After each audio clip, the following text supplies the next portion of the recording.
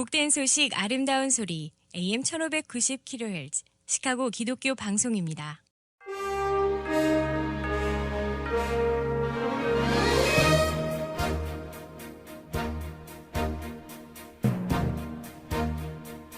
청취자 여러분 안녕하십니까? 9월 20일 화요일 KCBS 헤드라인 뉴스입니다.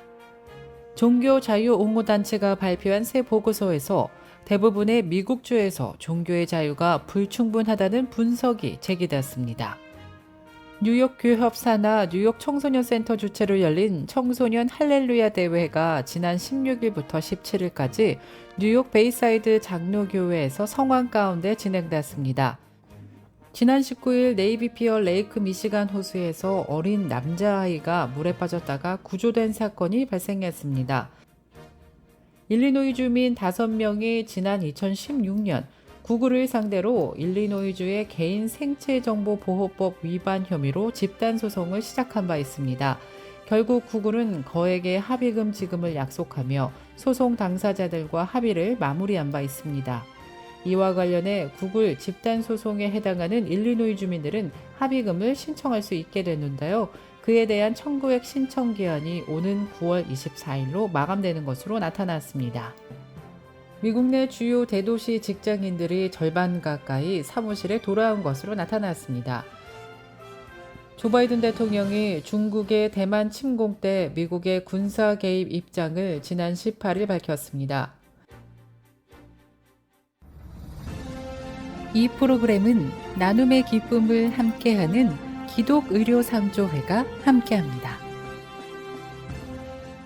먼저 첫 소식입니다. 종교 자유 옹호단체가 발표한 새 보고서에서 대부분의 미국주에서 종교의 자유가 불충분하다는 분석이 제기됐습니다. 한 기독교 법률단체는 지난 16일 종교, 문화, 민주주의 센터 프로젝트인 미국의 종교자유 보고서를 발표했습니다.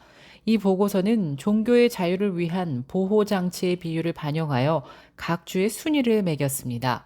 주 정부의 보호장치에는 신앙인의 종교 효율 선거 참여를 위한 부재자 투표 기회, 종교적 신념에 따른 아동 예방접종 면제 및 종교자유 회복법 여부 등이 포함되어 있습니다.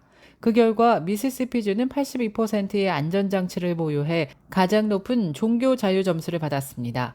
반면 뉴욕주는 안전장치가 16%만 포함돼 종교적 자유도가 가장 낮았습니다. 미시시피주의 경우 종교 자유에 필수적인 11개의 안전장치 중 9개가 포함되어 있었으며 부재자 투표와 예방접종 요건에 대한 종교적 면제만 부족한 것으로 조사됐습니다. 웨스트버지니아와 캘리포니아주는 종교자유 부문에서 뉴욕과 함께 하위 3개 주에 속했으며 일리노이주는 미시시피주 다음으로 종교자유 부문 2위에 올랐습니다. 뉴욕 교협 산하 뉴욕 청소년 센터 주최로 열린 청소년 할렐루야 대회가 지난 16일부터 17일까지 뉴욕 베이사이드 장로교회에서 성황 가운데 진행됐습니다. 이번 대회는 3년 만에 대면으로 진행됐음에도 뉴욕 지역의 많은 한인 청소년들이 참석해 하나님의 은혜를 사모하는 모습을 보였습니다. 청소년 할렐루야 대회는 팬데믹 이후 지난 2년간을 온라인 중심의 대회로 진행해 왔으며 현장 참여 인원 또한 50명으로 제한하는 방식으로 흐름을 유지해 왔습니다. 지난 19일 네이비피어 레이크 미시간 호수에서 어린 남자아이가 물에 빠졌다가 구조된 사건이 발생했습니다. 시카고 경찰은 어제 오후 12시 50분경 어린아이가 미시간 호수에 빠졌다는 신고를 받고 네이비피어 인근 호수로 출동했으며 현장에서 어린 남자아이를 구조했다고 밝혔습니다. 그러나 아이는 의식이 없는 상태에서 심장마비 증상으로 매우 위독한 상태였으며 인근 어린이병원으로 이송됐지만 현재 상태는 알려지지 않았습니다. 경찰에 따르면 아이는 3살로 추정되며 사건 당시 현장에서는 보호자와 함께 있었던 것으로 조사됐습니다. 일리노이 주민 5명이 지난 2016년 구글을 상대로 일리노이주의 개인 생체정보보호법 위반 혐의로 집단소송을 시작한 바 있습니다. 결국 구글은 거액의 합의금 지급을 약속하며 소송 당사자들과 합의를 마무리한 바 있습니다.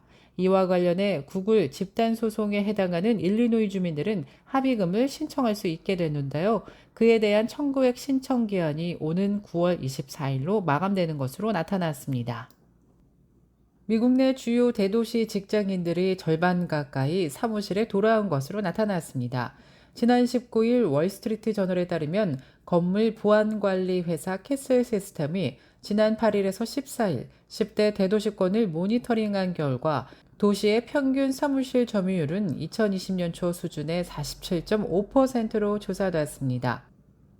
바이든 정부가 지난 19일 이란에서 여성이 히잡을 안 썼다는 이유로 경찰에 끌려가 숨진 사건과 관련해 이란을 강력하게 비난했습니다. 백악관 국가안보회의 대변인은 로이터 통신에 히잡을 부적절하게 착용했다는 이유로 구금된 뒤 발생한 사망 사건은 인권에 대한 끔찍하고 지독한 모독이라며 이란이 이 사건에 책임을 져야 한다고 밝혔습니다. 코로나19 확진 전 우울증 등 심리적 문제를 지니고 있었던 경우 일명 롱코비드로 불리는 코로나19 장기 후유증에 시달릴 확률이 최대 50%가 더 높다는 연구 결과가 나왔습니다. 하버드 공중보건대학원 등에 소속된 연구진은 최근 미국 의학 저널 정신의학에 이 같은 내용이 담긴 논문을 게재했습니다. 조 바이든 대통령이 중국의 대만 침공 때 미국의 군사 개입 입장을 지난 18일 밝혔습니다. 보도에 따르면 바이든 대통령은 중국의 대만 침공이 발생할 경우에 미군이 대만을 방어할 것이라고 밝혔습니다. 바이든 대통령의 이날 발언은 중국과 대만과 관련한 미국 정부의 오랜 정책이 바뀌었을 가능성을 시사하는 것인지 주목되고 있습니다. 미국은 대만에 군사 지원을 하되 중국의 대만 침공 때 직접 개입 여부를 밝히지 않는 전략적 모호성을 유지해 왔습니다. 이 같은 정책을 앞세워 미국은 중국의 대만 침공을 막고 대만도 중국을 상대로 독립을 선포하지 못하도록 하는 억지력을 유지해 왔습니다. 끝으로 날씨입니다. 화요일인 오늘은 맑고 화창한 날씨 이어지겠습니다.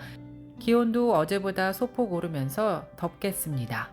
낮 최고 기온 88도, 밤 최저 기온 73도입니다. 수요일인 내일도 맑고 화창한 날씨 계속되겠습니다. 낮 최고 기온 78도, 밤 최저 기온 55도 예상됩니다.